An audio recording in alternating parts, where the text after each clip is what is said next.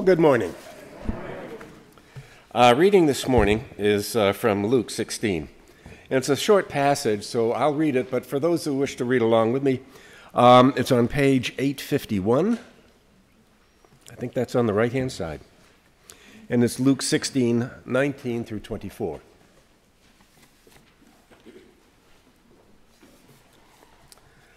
There was a rich man who was dressed in purple and fine linen, who feasted sumptuously every day.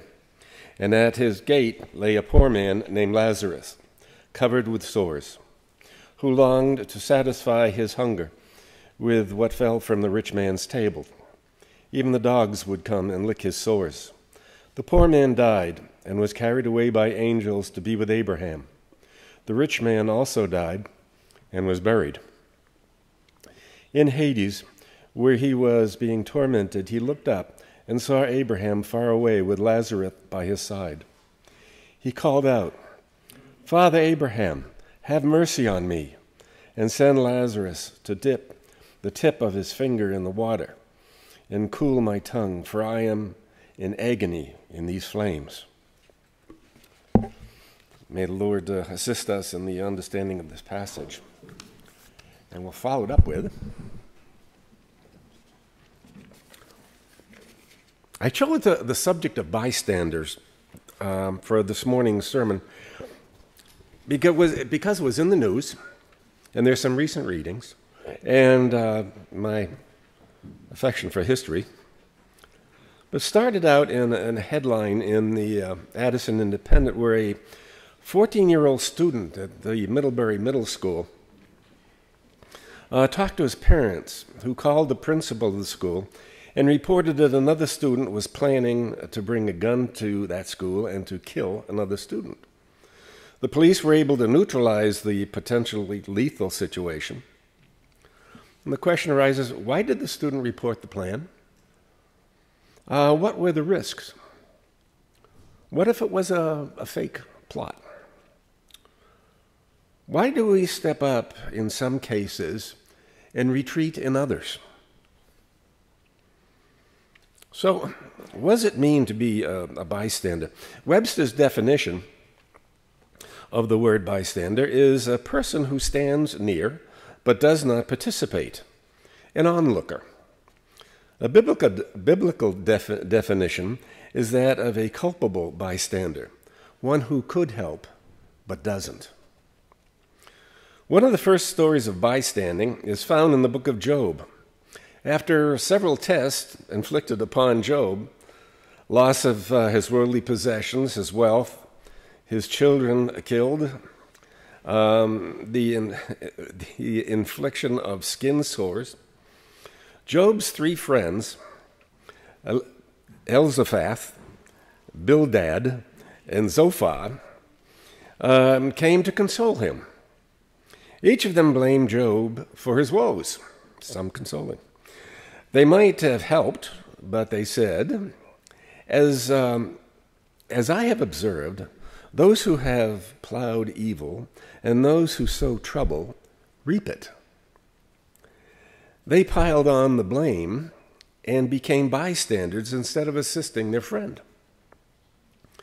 In the New Testament, the term bystander is used 12 times. One memorable story is that of the Good Samaritan, and you're all familiar with that, out of Luke. A priest, a Levite, and a Samaritan all saw the assaulted man on the side of the road. Two of them passed him by. Now, Samaritans at this time were not looked upon favorably, so for an outcast to help a Jew was unheard of. So the Samaritan took the Jew to an inn and paid the innkeeper to watch over him. At the end of the passage, Jesus told his hearers to go forth and do likewise. As we just read in Luke, telling the story of Lazarus and the rich man, well, the rich man lived a life of opulence, while at the gate Lazarus was starving. Upon their deaths, Lazarus went to heaven to be with Abraham, but the rich man went to hell and the eternity of torment. The rich man could have helped, but he chose not to. in life.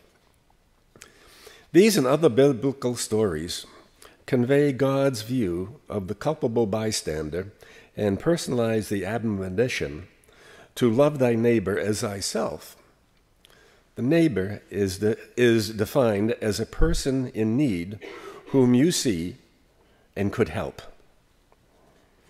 Peter was standing among bystanders when he denied knowing Jesus 3 times and moved from a disciple to become just another bystander. He tried to hide out for his own safety. I think we can agree that helping someone else is a good thing, and as an ancient religious observation based upon the fundamental theological belief that life is good because God created it, human goodness, when shown, is a reflection of divine grace. A person demonstrates his identity as a child of God by caring for other children of God, particularly the ones in greatest need. This theological understanding is based upon the sacred tradition that God entered into a covenant with the people of Israel. You will be my people, and I will be your God. The development of secular law in the West over the past 2,000 years is fundamentally based upon the biblical expectation that a person should not stand by and allow harm to occur to another person when they have the power to intervene. During the early Renaissance, around the year 1300, Dante wrote the Divine Comedy. The first book of that work is entitled Inferno. It follows Dante in a journey through hell.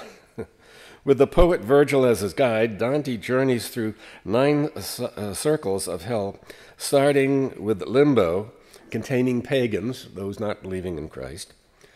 And the next level was for the sin of lust, and the third for gluttons, and then comes greed, and so on. As the offenses get worse, so do the punishments. Each circle has its own series of side rooms for specific crimes within the category, and their punishments are customized. After viewing all this, Dante observes the following. He says, "The darkest places in hell are reserved for those who maintain their neutrality during times of moral crisis."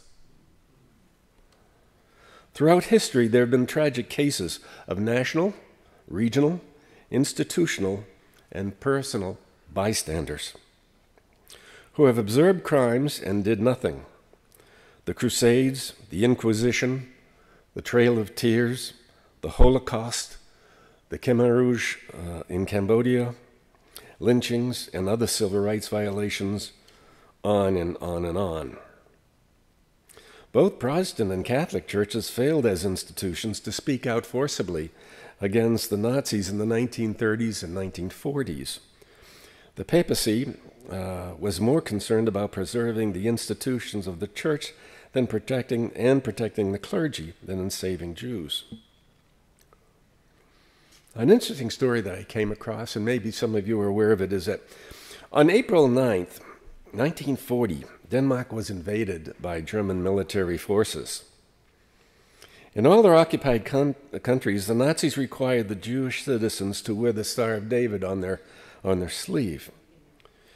The aging king of Denmark, Christian X, he was in his mid-70s, was accustomed to ride his horse Jubilee daily through the streets of Copenhagen in order to demonstrate that he had not abandoned his sovereign rights during the occupation. On hearing the requirement for Jewish identification, he began wearing the Star of David on his sleeve as he made his daily rounds.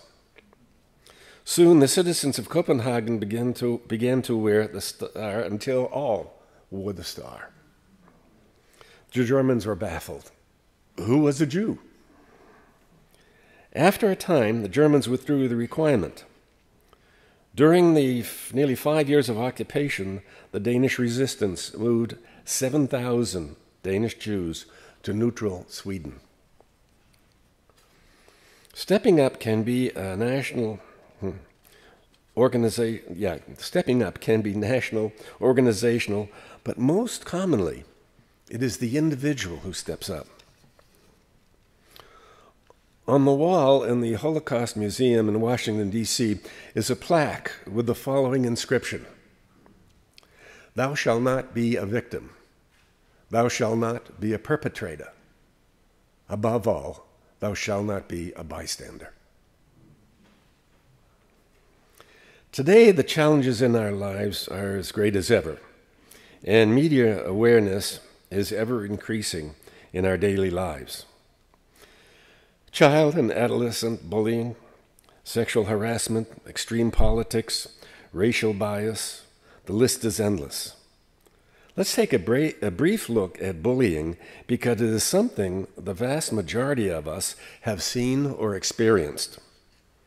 According to the Department of Justice, bullying includes teasing, name-calling, intimidation, humiliation, taunting, spreading rumors and lies, online harassment, sexual harassment, physical assault, demands for money, theft, or destruction of property. Federal surveys reveal the following statistics.